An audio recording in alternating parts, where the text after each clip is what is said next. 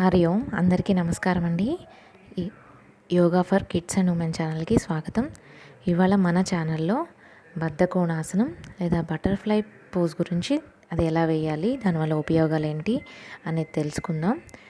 ఆడవారికి ఈ ఆసనం అనేది ఒక వరం లాంటిదండి. ఎలా వేయాలో ఈ ఆసనం చూద్దామండి.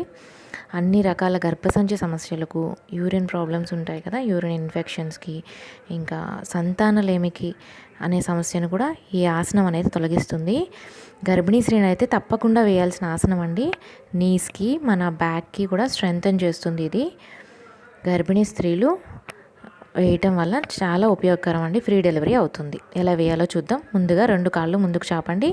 కుడి కాళ్ళని మడిచి దగ్గరగా పెట్టండి. తర్వాత లెఫ్ట్ లెగ్ని ఫోల్డ్ చేయండి. 2 కాళ్ళు మన బాడీకి ఎంత దగ్గరగా వీలైతే, మీరు ఎంత దగ్గరగా పెట్టగలిగితే అంత దగ్గరగా పెట్టి, చేతులతో 2 పాదాలని లాక్ చేసి ఈ విధంగా చేయాలి. బటర్ఫ్లై ఎలా చేస్తుందో అలాగా మనం 2 కాళ్ళని బటర్ఫ్లై పోజ్తో చేయాలండి. ఈ విధంగా 2 పాదాలని దగ్గరగా, మన బాడీకి ఎంత దగ్గరగా వీలైతే, మీరు ఎంత దగ్గరగా వీలైతే అంత దగ్గరగా చేయండి.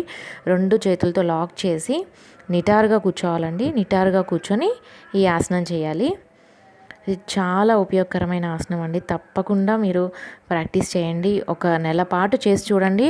మీకున్న ఇర్రెగ్యులర్ పీరియడ్ సమస్యలు కానీ, పీసీఓడి ప్రాబ్లమ్స్ కానీ, ఇలాంటి ప్రాబ్లమ్స్ అన్నీ కూడా తప్పకుండా సాల్వ్ అవుతాయండి. యోగా అనేది చాలా మంచిది.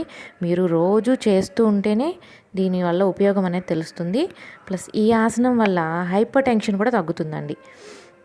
ఈ విధంగా చేసిన తర్వాత, ఆసనం అయిపోయిన తర్వాత 2 నీస్ని ఇలా కిందకి ప్రెస్ చేయాలి. కిందకి ప్రెస్ చేసి మళ్ళీ స్లోగా మీరు ఆసనంలోంచి రిలీజ్ అయ్యేటప్పుడు కూడా 2 కాళ్ళను స్ట్రెచ్ చేసి, గాలి పీలుస్తూ ముందుకు స్ట్రెచ్ చేయాలి, వదిలేస్తూ వెనక్కి స్ట్రెచ్ చేయాలి.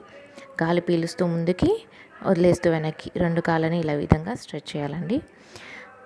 ఎప్పుడు కూడా యోగాలో ఏ ఆసనం వేసినా ముందుకి పెట్టినప్పుడు గాలి పీలుస్తూ బాడీని ముందుకు స్ట్రెచ్ చేయాలి, వదిలేస్తూ బాడీని దగ్గరికి రావాలి. హరి ఓం.